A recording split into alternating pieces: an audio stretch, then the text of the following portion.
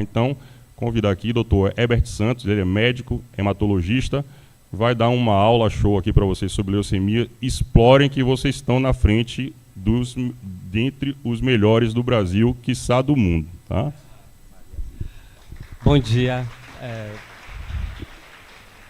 Realmente eu queria agradecer, Alex, que quando o serviço de hematologia, lá por volta de 2004, tinha essa necessidade de melhorar os diagnósticos, né? Porque a imunofenotipagem ela é o exame inicial para a gente diagnosticar e, a partir daí, solicitar exames complementares. E naquela época não existia. Alex estava envolvido, né, com o pessoal da hematologia do hospital, e coincidiu de eu estar voltando quando eu acabei a residência em São Paulo.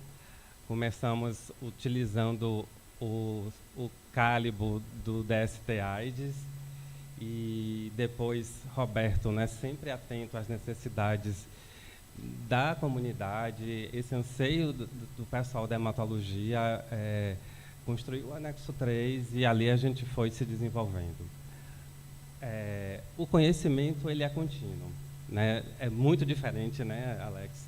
A gente usava 2 cores, hoje a gente tem 12 cores, então isso tem melhorado substancialmente o diagnóstico. E formando pessoas, agregando pessoas. Mais recentemente a gente tem Rogério, que uma grande insatisfação de não ter esse refinamento, porque as doenças oncohematológicas são alterações genéticas moleculares que vão determinar o seu aparecimento, e a gente ficava só no fenótipo. Então a gente precisava refinar, e hoje a gente tem uma parte molecular, né, aqui em conjunto, melhorando bastante o diagnóstico. Eu sou médico hematologista, sou um peão, assim, né? A gente recebe amostras, pode passar, né? A gente trabalha no anexo 3, pode ir passando. Então a gente tem atualmente 2 citômetros, um canto que é próprio, e mudamos para um Lyrics 12 cores comodato. Pode passar. Então a gente, mais recentemente, agregamos também a parte molecular, né, porque a gente estuda essas doenças malignas do sangue, e utilizamos a citometria de fluxo, e agora com o Rogério inaugurando essa parte molecular. Pode passar. Então, a gente utiliza a citometria de fluxo para o diagnóstico e monitoramento do tratamento das doenças. A gente é muito voltado para assistência, né, porque as doenças oncohematológicas, elas têm uma urgência, muitas vezes. Os pacientes eles podem morrer em questões de horas, dependendo da doença que a gente está lidando. Então, a gente trabalha dentro do SUS, todos os nossos exames são custeados pelo SUS através da APAC. A gente recebe amostras de vários locais da Bahia, né? Nós somos o primeiro laboratório público, né, a fazer antes da gente, os pacientes do SUS, eles não tinham acesso ou tinham que pagar, então a gente tem Juazeiro, que tem o Hospital Regional de Juazeiro, não sei se alguém é de lá, eles estão assim fortíssimos, então eles mandam as amostras para a gente, e a gente faz o diagnóstico. Temos colegas em Barreira, Vitória da Conquista, então a gente acaba ajudando o sistema, a Bahia como um todo. E vale ressaltar que alguns estados eles não têm os pacientes não têm essa disponibilidade. Não existe laboratório público que faça a citometria de fluxo para o diagnóstico. Então, muitas vezes, os pacientes têm que pagar. E a Bahia, eu acho que a nossa existência mudou isso, né? E isso agiliza bastante a vida do paciente na regulação, para um diagnóstico, iniciar o tratamento, e o resultado acaba melhorando. Mas, para falar em doenças oncohematológicas, a gente tem que revisitar, né, a hematopoese. Da célula-tronco multipotente vem uma gama de tipos celulares responsáveis por transporte de oxigênio, coagulação e a imunidade, que tem um objetivo de nos proteger, né, dos insultos externos. E nesse processo, que é todo coordenado, né? A gente tem genes específicos para estimular a proliferação, a apoptose. Todo esse processo ele está sujeito a alterações, né? Que quando acontecem vão dar origem a essas doenças neoplásicas. Então, são doenças clonais originadas do tecido hematopoético e, dependendo de qual tipo celular está alterado, a gente vai ter essas diversas manifestações, esses diversos tipos de leucemias, linfomas, etc. Então, esses eventos mutacionais que ocorrem durante esse processo complexo é que vai dar origem. Então, a gente pode ter uma parada na diferenciação, né? A célula precursora ela não evolui, né, na sua diferenciação nos vários tipos celulares, então a gente tem uma parada de maturação. A apoptose, ela pode deixar de ocorrer e essas células irem se acumulando. Ela pode proliferar de forma descontrolada e se autorrenovar também, fugindo dos controles que o organismo tem, e aí você tem um acúmulo de células doentes e causar a doença. Então, essa é uma característica da célula neoplásica. E aí, dependendo de onde aconteça essa alteração genético-molecular, se for no estágio de mieloblasto, a gente tem LMA, se for no linfoblasto, leucemia linfóide aguda, se for uma célula precursora que amadureça, a LMC, e no plasmócito, né, que é a fase terminal do linfócito B, a gente vai ter o mieloma múltiplo. Então, na avaliação diagnóstica das neoplasias oncohematológicas, a gente tem um caminho a ser percorrido. A gente vai juntar uma série de informações para se chegar ao seu diagnóstico. Ui, como é que volta aqui? Tá bom. Então, o nosso diagnóstico começa com a suspeita clínica, né? O paciente com alguma alteração clínica, cansaço, adenomegalias, procura o clínico que faz uma suspeita e, para a gente, essa amostra é mandada e a gente vai iniciar o processo. Né? A gente vai fazer uma análise morfológica, a citometria de fluxo, que vai determinar a linhagem, e, a partir da citometria de fluxo, a gente vai pedir exames adicionais. Então, o diagnóstico ele vai ser necessário uma série de informações para a gente chegar nesse diagnóstico final. Aqui é só para mostrar para vocês o livro da Organização Mundial de Saúde, que concentra, né, ele organiza essas doenças de acordo com o fenótipo, o grau de maturação e alterações genético-moleculares.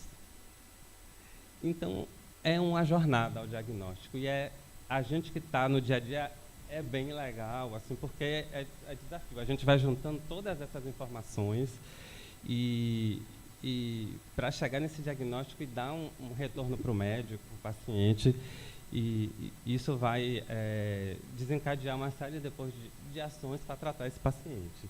Então, o quadro clínico, né, é importante que quem manda a amostra forneça a informação. Eu não estou lá, a gente não está lá, então ele tem que falar para a gente. Então, os pacientes vão apresentar sinais e sintomas decorrentes da proliferação celular descontrolada, com organomegalias, ou uma falência medular, uma célula que não evoluiu, né, não diferenciou, então ela ocupa o lugar na medula e impede que as células normais façam sua função, né, então você vai ter anemia, plaquetopenia. A idade é uma informação importante. Algumas patologias são mais frequentes em determinada idade da criança, outras acontecem no adulto. Então, alterações no exame físico, né, que são extremamente relevantes e que podem nos ajudar. Se ele tem um alargamento de mediastino, leucocitose, eu vou pensar numa doença, um LLAT, se ele tem aumento de testículos, pode ser um linfoma, pode ser uma infiltração pela leucemia, alterações neurológicas, pode ser uma infiltração no sistema nervoso central, os antecedentes familiares, tratamentos anteriores que o paciente já fez, né? A quimio e a radioterapia, ela aumenta o risco do paciente desenvolver alterações mielodisplásicas, leucemias, né? Uso de medicações, se tem história de doença na família, né? E a origem, né? A gente está aqui, a Bahia é um estado endêmico para o vírus HTLV. A gente tem um grande percentual de portadores assintomáticos e isso se reflete nos resultados, que a gente tem um número maior de doença T, diferente de outros locais que não tem. Aqui é só para exemplificar, né, uma paciente tratada aqui no UPS, que a gente diagnosticou com a leucemia mielomonocítica com uma infiltração gengival importante, e aqui já depois, no sétimo dia da quimioterapia, já com a redução dessa infiltração, né, mostrando, né, que o dentista pode ser o primeiro profissional. Então, é preciso que toda a coisa da saúde esteja ciente dessas alterações, né? Exames laboratoriais é importante, né? Como é que está esse hemograma? O hemato não trabalha sem hemograma, né? Então, se tem leucocitose, se está pancito, se tem aumento de LDH, alteração de eletrólitos, né? O ATLL, que é relacionado a HTLV, tem disfunção renal, hipercalcemia, né? Se tem uma alteração no coagulograma, a gente pode pensar numa M3. Então, assim, todas essas informações são importantes e nos ajudam no raciocínio diagnóstico. Todas as amostras, quando chegam, a gente faz uma análise da morfologia para identificar qual é essa célula que está ali, né? Se tem realmente alguma alteração morfológica. Então, a gente pode já, na análise da lâmina, eu estou vendo aqui um monte de blasto com bastonete de Auer, parece uma M3. Mas a gente também está em zona endêmica de Calazar, que dá alterações que mimetizam leucemia, ou uma doença de depósito. Então, isso tudo já nos ajuda. Ontem mesmo chegou um caso, o paciente veio colher aqui, quando a gente bota na lâmina, no microscópio, isso aqui é um M3. Então, quando eu ligo para a médica, ela misericórdia. Então, gerou todo aquele... O paciente, a gente gera uma série de ações, porque a M3 é conhecida de se apresentar com alterações de coagulação e o paciente pode sangrar a cabeça e morrer na nossa frente. Então, a gente sabe da urgência do caso, né? E só com a morfologia a gente já matou. E, então, aqui é um exemplo, né, da parada maturativa. Então, a medula está toda abarrotada de uma célula que não tem função. Então, falência medular. Aqui a gente tem uma proliferação mieloide, né? Todo o escalonamento maturativo, basófilo, então sugere um LMC. Aqui, parada, né, falha na apoptose. Então, esses linfócitos maduros vão se acumulando. Deve ser um LLC. Mas a gente olhou a morfologia, eu não sei se é B, eu não sei se é T, se é mieloide. Às vezes você não vê diferenciação, você não vê grânulo. Então, esse blasto é o quê, né? Eu vou, então, através da citometria de fluxo, tentar identificar o fenótipo dessa célula. Mas o que é citometria de fluxo? Então, é a medida da célula em movimento, né? A gente vai separar, quantificar e classificar essas partículas, né, em suspensa em meio líquido, né? O nosso alvo são as células, mas você vê que existem uma série de possibilidades, né? Se você não gosta do hemato, você pode ir para outras coisas, você pode trabalhar com citometria de fluxo. Outro dia veio uma bióloga marinha querendo estudar os cromossomos de um coral. Eu falei, eu quero ir colher esse coral também, quero ir lá para ver. Mas, então, assim, existem várias possibilidades de estudo na citometria, não só a célula, né? Então, a gente vai fazer uma análise de características simultâneas da célula, tamanho, complexidade. Cada célula tem um tamanho, tem uma complexidade, dependendo do que ela seja, né? E, pode voltar? E, assim, para eu identificar qual o fenótipo, quais marcadores estão expressos nessas células, eu vou utilizar os anticorpos monoclonais. E esses anticorpos, eles vão estar conjugados com fluocromos que vão fazer o papel de revelar essa reação antígeno-anticorpo ali no tubinho, e a gente vai ver isso no citômetro de fluxo. Então, né, a gente vai analisar a expressão de antígenos celulares. Para eu dizer que um linfócito é B, ele vai expressar o CD19 na membrana, T, CD3. CD significa Cluster of Differentiation, que são, assim, são vários clones que reconhecem aquele antígeno. Né? Então, tem várias casas comerciais, tem alguns clones que reconhecem aquele antígeno, que a gente agrupa no CD. E o granulócito maduro, que vai expressar CD66C. Então, a gente vai utilizar as informações de tamanho, complexidade e fenótipo celular para definir qual é a linhagem daquela célula e também maturação. Então, a citometria de fluxo é uma das principais ferramentas, né, para o diagnóstico inicial. Né? Então, a gente acaba sendo o primeiro passo. Então, a gente pode também avaliar o pós-tratamento, se aquela terapia está sendo efetiva e a doença foi eliminada. Então, assim, a gente vai determinar a linhagem, ver se ela é madura ou imatura. Então, leucemia aguda significa que é uma célula imatura. Né?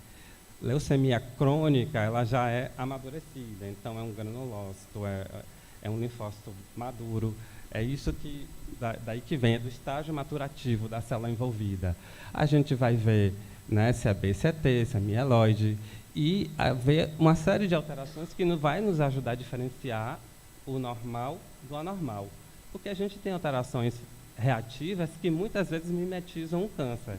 Então, a gente precisa ter esse cuidado para não estar tratando uma pessoa que está com a mononucleose infecciosa, que está com algum processo, né, reativo e não é câncer.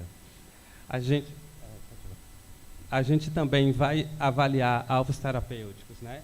A imunoterapia, ela é um anticorpo monoclonal, uma célula modificada para agir em determinado antígeno. Né? Então, a gente precisa saber se a célula tem aquele antígeno para usar aquele tratamento. Vocês devem estar ouvindo muito falar no Carticel, né? No Fantástico teve agora. Então, os CAR-Ts que estão sendo desenvolvidos são, a maioria, para o CD19. Então, CD19, né? Você modifica a célula T do paciente para ele reconhecer esse antígeno nas doenças B. Mieloma também. E monitorização de resposta. A gente pode avaliar uma série de amostras, medula e sangue são os principais que nós recebemos, mas líquido também a gente acaba recebendo, porque algumas doenças acabam infiltrando, né? Líquido acítico, líquido pleural, e às vezes a gente recebe uns pedacinhos de gânglio que a gente consegue muitas vezes dar um diagnóstico rápido, né? E a patologia às vezes tem dificuldade por questões estruturais na maioria dos serviços. Aqui são exemplos de citômetros de fluxo, né? Esse é o cálibo, o inicial, o canto 2, a gente tinha esse, mas ele perdeu a licitação, entrou outro. E o que se observa é uma melhoria, mais cores, né? Isso tem ajudado bastante a uma análise melhor de cada célula. Esse citômetro ele é composto de um sistema fluido óptico e eletrônico, né? Cada um com funções. Né? O sistema fluido são onde as células vão ser suspensas e alinhadas. O sistema óptico vai gerar os sinais de luz, né? Porque você tem um laser que vai estimular esses fluocromos que estão conjugados nas células. E aí é que a gente vai ver essas características de dispersão de luz, né, tamanho, complexidade e o fenótipo celular. E esses sinais luminosos vão ser convertidos em sinal digital para a gente analisar depois. Né? Então, o fluido... Pode passar. Então, à medida que a célula ela passa dentro do sistema fluido e vai de encontro ao laser, a gente vai ter características intrínsecas da célula. Eu não preciso do anticorpo aqui, certo? Então, no frontal, o Field Scutter, a gente vai ter o tamanho celular. Se é um linfócito pequenininho, se é um monócito de tamanho médio, um granulócito maior. E a dispersão lateral, que ele vai dar a ideia da complexidade interna. Um granulócito está cheio de grânulos, então ele vai ser mais complexo do que um linfócito que praticamente só tem núcleo. Isso vai ajudar a separar as populações no tamanho e complexidade, né? As principais populações, linfócito, monócito, granulócito. Aqui eu só estou vendo a característica intrínseca da célula, não estou vendo o fenótipo. E, para ver o fenótipo, eu vou utilizar o anticorpo monoclonal conjugado.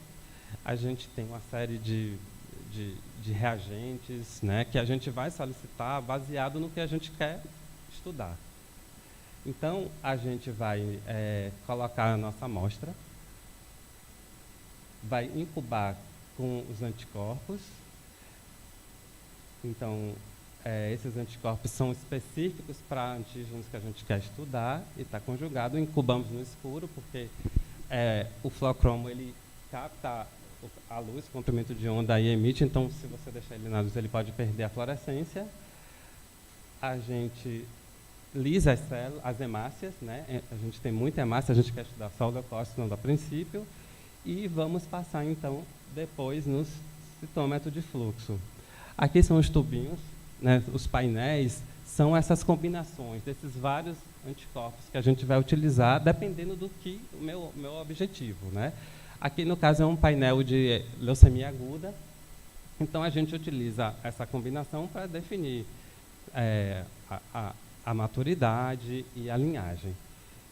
E alterações também de fenótipo, que é o que vai ajudar a diferenciar o normal da doença.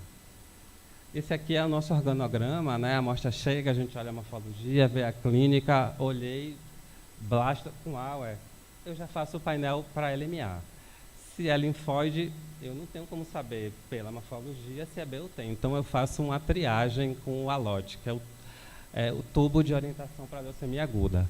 E aí a gente combina esses marcadores para ele me dizer se é B, se é T, se é mieloide e se é imaturo. A partir daí, desses resultados, eliminar, eu vou e sigo o organograma. Deu tudo CD3, então é T. Deu CD1979A, então é B. Então aí a gente vai e completa o painel.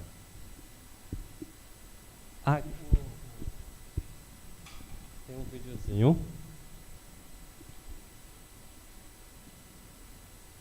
Só para exemplificar mais ou menos como a mágica acontece, né, a gente já incubou a célula, tá? Eu vou passar no citômetro. Né, essas células são colocadas no sistema fluido, né, e vão ser excitadas pelos lasers. E aqui a gente tem, né, o computador que vai armazenar os dados. Então, a gente coloca a célula, né, no sistema, elas vão caminhar em fila indiana e vão de encontro à luz do laser. Né, essa luz vai ser dispersada, então a gente vai ter o tamanho da célula, né, que ele vai estar logo à frente do laser. Então, se a célula é maior ou menor, ele vai causar tipo uma sombra nesse detector que vai ser armazenado. Isso tudo simultâneo, né? A dispersão lateral, se for uma célula mais complexa, vai dispersar bastante luz. E a gente incubou essas células, né, com os anticorpos monoclonais conjugados para estudar o seu fenótipo. Né? Aí cada fluocromo tem uma luz que ele é excitado e emite um comprimento de onda diferente. Então, a gente, às vezes, tem 3, 4 lasers, porque são vários fluocromos que são utilizados. Se o anticorpo se liga, o citômetro vai revelar essa reação antígeno-anticorpo. O laser vai incidir no fluocromo e vai emitir um comprimento de onda diferente do laser, que vai ser direcionado nesse comprimento de onda diferente por filtros, espelhos, para o seu detector específico. Aquele anticorpo para aquele determinado antígeno que não se ligou, ele foi lavado, então a gente vai saber que ele não expressa aquele antígeno. E aí a gente faz, né, com todas as populações, faz combinações com vários anticorpos para tentar definir a linhagem, a maturação e a normalidade que essas células possam ter, né? E aí vai nos ajudar, né, a diferenciar. Então, o tamanho, a complexidade, juntamente com a fluorescência emitida por essa célula, é que a gente vai fazer o estudo, né? Depois que esses comprimentos de onda forem captados nos seus fotodetectores, aí a gente vai analisar posteriormente, né? Depois que a gente adquiriu no aparelho. Aí já deve estar acabando. Então, isso serve para o diagnóstico de leucemias, para o estudo de alterações imunológicas, para estudar a imunologia, né? A citometria de fluxo foi fundamental para esse desenvolvimento. Pode ir. Então,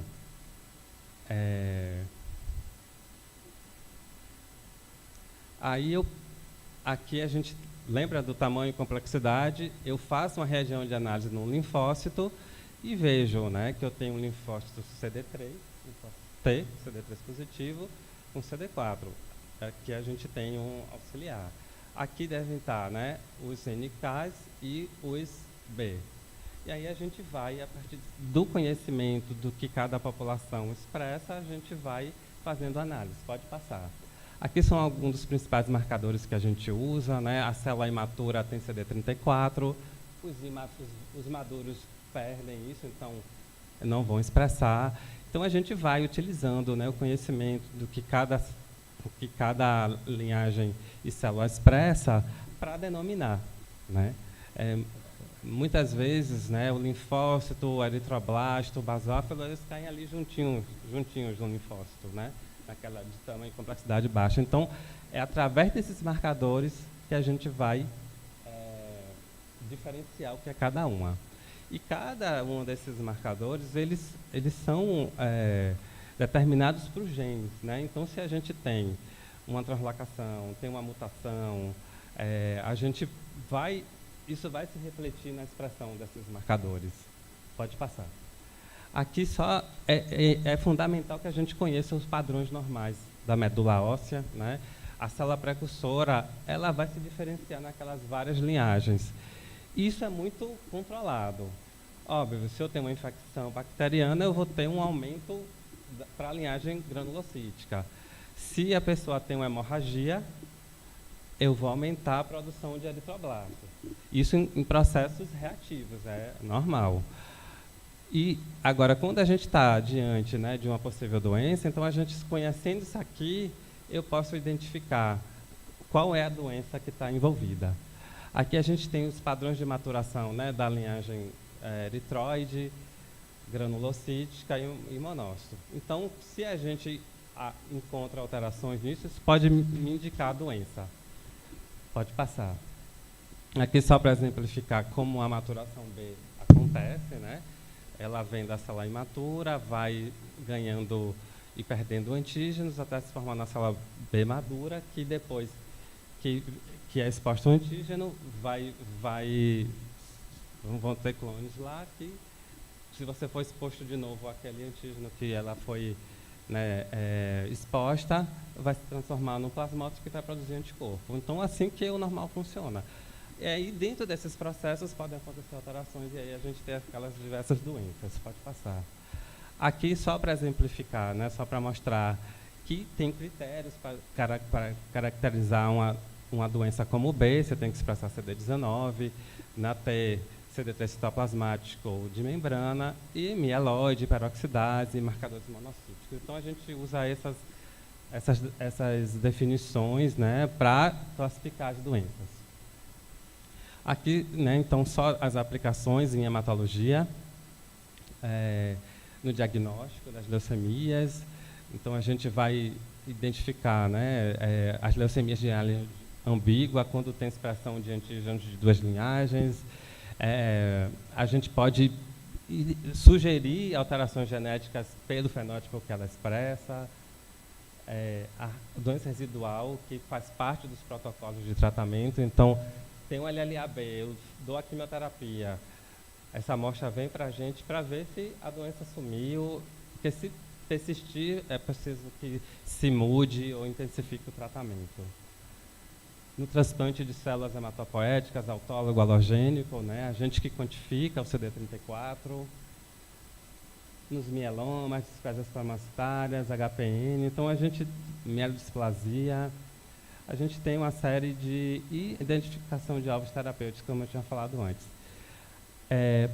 A citometria, ela dá esse diagnóstico inicial, mas o diagnóstico ele não está fechado.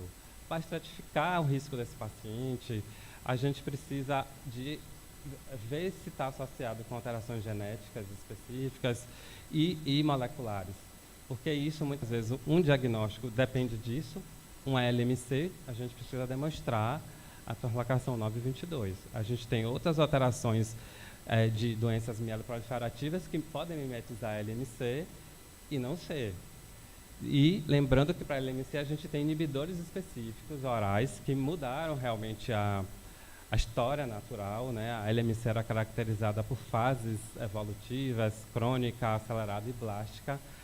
E o que é que acontece? A gente antigamente dava hidreia, controlava o hemograma, mas a alteração genética estava lá, né? A célula continuava replicando e ela ia ganhando alterações adicionais e evoluiam para crises blásticas. Então, com um inibidor específico, você vai lá e desliga aquela atividade de tirosina quinase. E eu, quando era residente em São Paulo, se transplantava muito para a LMC.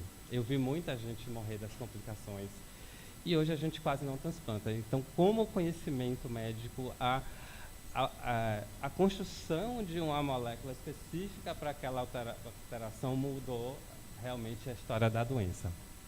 Então, é importante, a associação é fundamental, na verdade, né? A citogenética, então, vai contribuir para o diagnóstico, estratificação de risco e prognóstico. Então, a gente vai tentar ver, a gente não, né? O geneticista. É uma pena que ninguém se interesse pela técnica, porque é trabalhosa, é difícil, mas é fascinante. E ela explica, né, o câncer. Então, você vai ver se o número de cromossomos está adequado, se tem translocações, se tem perda. E isso, a gente pode ver alterações citogenéticas específicas, né, na LMC, na LMA-M3. Era um sonho a gente ter um laboratório aqui no LabImmuno, no ICS, que fizesse todo esse workup diagnóstico, né? Mas já estou feliz com a biologia molecular, já estou assim, muito animado. Então, você vai ver, né, alterações, translocações, principalmente, né, essas alterações que podem estar acontecendo. A citogenética molecular com FISH, onde você tem sondas específicas para determinada alteração. E aqui, só para exemplificar, né, em LMA, lembra da hematopoese? Vai para o mono, vai para o grânulo, mastócito, basófilo. Então, a LMA, ela tem uma gama de alterações importantes. Não é uma LMA só, são várias. Então, por isso que é importante e fundamental a associação com o estudo genético molecular. Aqui, pode voltar? Aí. Aqui é a classificação da Alquimia-NET, que a gente estratifica os pacientes baseados nessas alterações genéticas moleculares. Então, o adverso, né, você tem o TP53, né, tudo que o P53 é mutado é ruim, né? Em todas as doenças, assim, na LMA também. Então, se você tem perda do 5 e do 7, aí você consegue estratificar e predizer como esse paciente vai evoluir. Pode passar. Então, aqui a gente tem bom prognóstico, intermediário e ruim. A sobrevida total desses pacientes em 3 anos, ó, no bom prognóstico, 45%, um LMA no adulto. No intermediário, cai para 18%. Só 18% estão vivos ao final de 3 anos. E no risco ruim, 4%. Então, realmente, as alterações genético-moleculares, elas conseguem certificar. E aí o médico, ele vai se basear nisso para tratar. Fora que algumas alterações moleculares, a gente pode induzir, usar um inibidor para aquela mutação que faz com o processo leucêmico se iniciar e se perpetuar e ganhar a sobrevida do paciente. Então, um paciente que está no risco ruim, ele tem que ser igual para transplante. O risco bom, não necessariamente. Não. Então, é por isso que é importante a associação dessas outras técnicas para a gente fechar o diagnóstico. A citometria, ela trabalha em conjunto para esse diagnóstico seco, né, completo. A biologia molecular, acho que vão ter algumas aulas, mas aqui é só realmente exaltando a necessidade da junção das técnicas. E eu trouxe só alguns exemplos do que a gente faz, né? Esse aqui é um paciente que eu seguia lá no Hospital das Clínicas, ele, um LLAB, ele fez o tratamento com químio, ele foi um paciente que clarear a doença, erradicar a doença dele demorou, né? Então a gente viu que ele tinha um prognóstico ruim, mandamos para transplante. Isso aqui é pós-transplante já. E aí a gente vê 0,03%. Aqui está bem, esse em azul é o normal. Então esse conhecimento do que é normal me ajuda a identificar uma célula B, que é CD19 positivo, né? Mas totalmente fora da curva natural de maturação. Então ele tinha doença pós-transplante, depois ele recidivou. A gente ainda fez um anti-CD22, judicializou, mas um paciente que está persistentemente positivo, o prognóstico é muito ruim. Então, a doença residual, né, junto com todos os outros marcadores, já mostrava para a gente que era um paciente de prognóstico ruim e ele acabou falecendo. Atualmente, no Brasil, tem alguns projetos, alguns estudos com CAR-T, né? Se ele tivesse sobrevivido, eu teria mandado ele para tentar ver se ele clareia o CAR-T. Mas aqui é uma das aplicações da citometria, né, a doença residual. A gente pode estudar líquidos cavitários também, né? Esse é um caso muito interessante que chegou para a gente, que a neurologista falou: Herbert, tem um caso aqui que é para vocês. Era uma paciente feminina de 24 anos, cefaleia há 2 meses, e que ela tinha tido um diagnóstico de câncer de ovário. Ela tinha uma massa ovariana, que foi retirada, e fechou-se como câncer de ovário, foi tratada como tal. Isso não é padrão de ovário, isso é de leucemia. Você vê o quanto o conhecimento da clínica da doença é importante, né? Aí isso é de vocês, né? Então ela achou que era uma infiltração, não tinha nada, hemograma normal, não tinha uma massa, então ela mandou para a gente o líquor e mandou essa foto. Ó, para quê, Herbert? Ó, só blasto. Agora vamos ver que blasto é esse, né? Então tinha muita, o líquor não é para ter célula, né? É pouquinho, assim. E tinha mais de 1000 células, já estava cheio. E aqui a gente vê uma população mais para o linfócito, monócito, e quando a gente foi ver, talvez o patologista tenha errado se enganado, porque esse blasto não expressava o CD45. O CD45 é um antígeno panleucocitário. Linfo, mono, grânulo, expressa 45, exceto o eritroblasto, que não marca.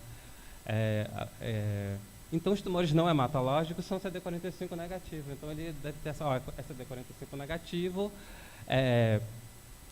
Na citometria, nós usamos CD19. A patologia não tem CD19. Eles usam PAC5, outros marcadores. Mas, como não deu 45, acho que ele foi para uma linha não hematológica, né? E não pensou numa leucemia linfóide aguda B, né? CD19 positivo, 45 negativo. O 34... célula precursora só numa parte da população, né, e expressão de CD10, né, que é o CALA, né? Então era um LLAB, só que provavelmente ela fez um linfoma linfoblástico no ovário, não foi tratada adequadamente e acabou com uma infiltração do sistema nervoso central. Ela foi tratada, mas acabou não resistindo e depois os colegas me passaram, né, o desfecho dela. Esse aqui é um caso bem interessante também, que a gente tem uma parceria com o Juazeiro, né? E aí era uma paciente feminina, né? E ela tinha tido uma trombose 4 meses antes. estava com vascular, só que começou a cursar com metrorragia, pancitopeniólise, leucograma, menos de 1000, 4 de hemoglobina, 20.000 plaquetas. Aí o pessoal, né, uma paciente que faz trombose, está com pancito, deve ser uma aplasia com clone HPN. E aí mandou a amostra para a gente. Só que aí ela falou assim, tem uma coisa errada aqui. Olha, essas células mais altas são os granulócitos, certo? O granulócito maduro expressa 15, expressa 20, e ele não expressava, 24, né? Desculpa. Ele não expressava nem 15 nem 20. Aí a gente, isso aqui é uma leucemia promielocítica. A gente expandiu o painel e avisou, é uma M3, aí misericórdia, né? Vai e tal. Quando colhe a medula, cheia de bastamento de água, de grano, caso lindo esse, salvou a vida dessa paciente. E aqui só veio a medula, né, mostrando, aqui a gente tem o normal e o doente, que não tem 15, tem 17, que é um marcador mieloide imaturo, 33, então, e foi, né, sugerimos, tem expressão de peroxidase forte e veio, né, o PML RAR-alfa positivo. Então, essa paciente,